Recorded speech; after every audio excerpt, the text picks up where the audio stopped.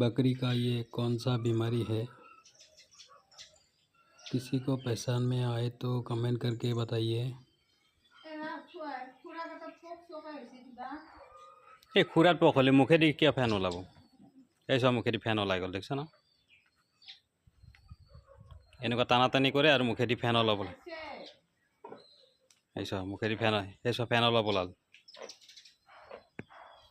মিৰ্গী বেমাৰৰ নিচিনা তেনেকুৱা কিবা হৈছে।